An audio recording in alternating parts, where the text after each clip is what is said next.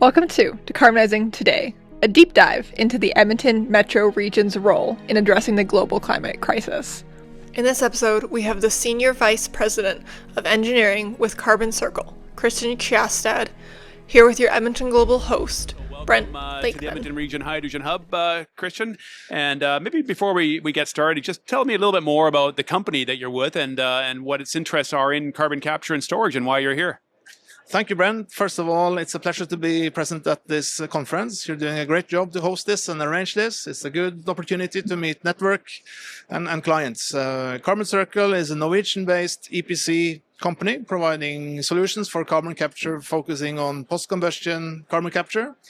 We are expanding into the Albertan and Canadian markets, so we see a lot of great opportunities. So it's great to be here. Great. Well, thank you.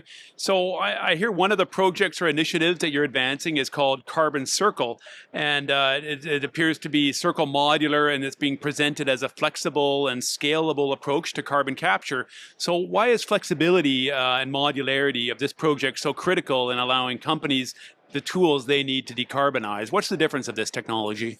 First of all, in Carbon Circle, we have invested quite a bit into promoting designs of standardized, modularized solutions that can be brought to the market efficiently and easily scaled up to fit the client's needs and demands.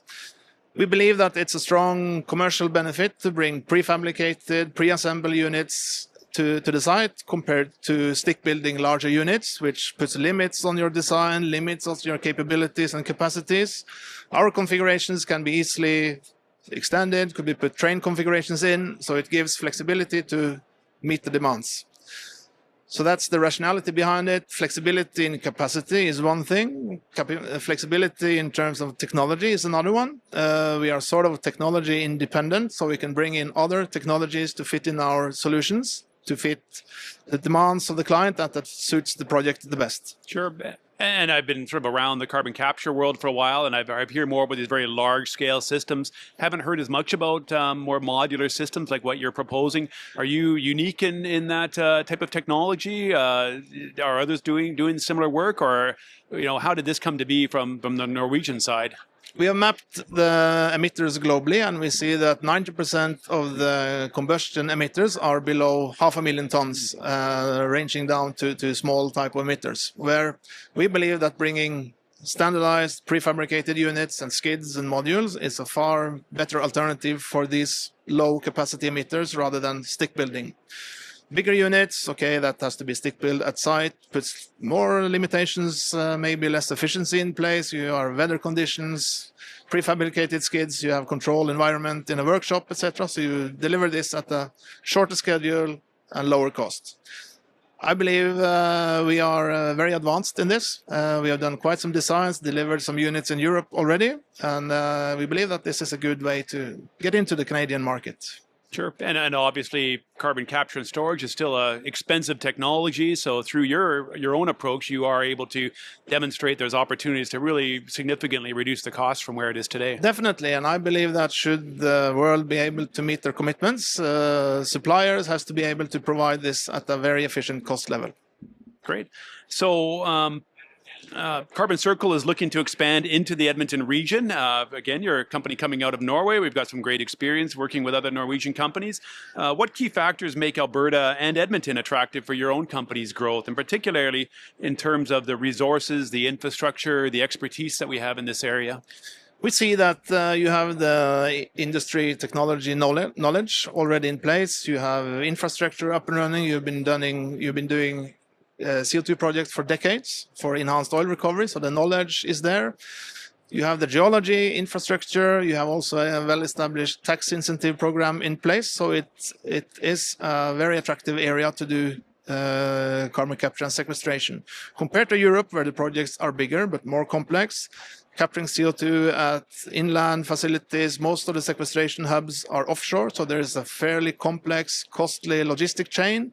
Here you can do everything in one place, onshore, controlled, and you're used to it.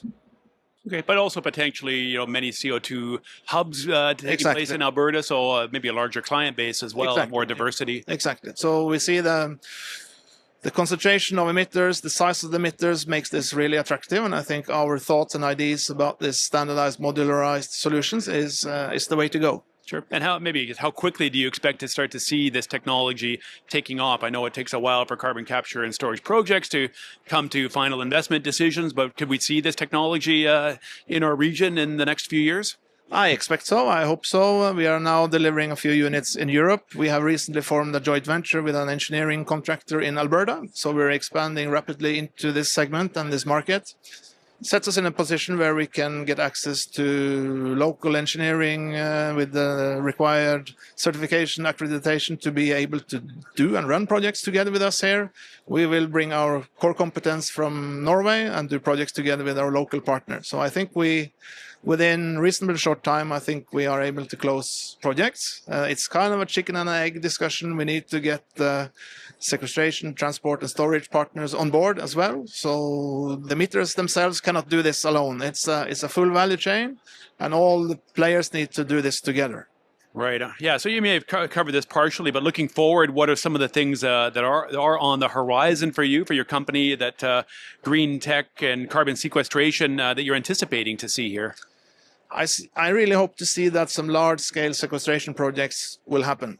It's kind of a chicken and egg discussion where I think these parties need to come together and make arrangements, setups, commitments to each other so they can cover the whole value chain of the CO2 sequestration. Well, certainly lots of large projects have been moving forward in this region, whether it's hydrogen production projects, waste to energy projects. So, we're obviously pretty bullish that we're going to continue to see some major advancements, and hopefully those will also involve your company over the longer term as well. I hope so. So maybe just lastly, given Carbon Circle's experience in both Norway and in Canada, what similarities do you see between our two regions in terms of the approach to carbon management and how these insights can help advance carbon sequestration efforts here in Alberta? I certainly remember hearing about offshore CO2 storage in Norway going back probably 20 years now or so. So really a strong relationship, I think, between Canada and Norway as early movers in CCUS. I agree, and we have also done CO2 projects for the last couple of decades, offshore for enhanced oil recovery and oil production, like you have done onshore. But I see a lot of similarities in the communities in Norway and Canada. The working culture is quite similar. We've felt welcome all over the place where we have been, so it's a great place to expand into. You have the tax incentives in place, quite similar to what we are trying to achieve in Norway. You're thinking along the same lines. And I think both communities has acknowledged that carbon capture must happen. Shall we be able to grant future generation a more sustainable future? Sure. Well, that's great. Thank you so much, Kristian. We really look forward to staying in touch with Carbon Circle as it further advances in Alberta in the Edmonton region. So hopefully we'll get more updates with you over the next Carbon Capture Canada conference. So thank you so much for being with us. Thanks for listening. Stay tuned for our next episode of Decarbonizing Today to continue exploring how decarbonizing tomorrow starts today in the Edmonton metro region.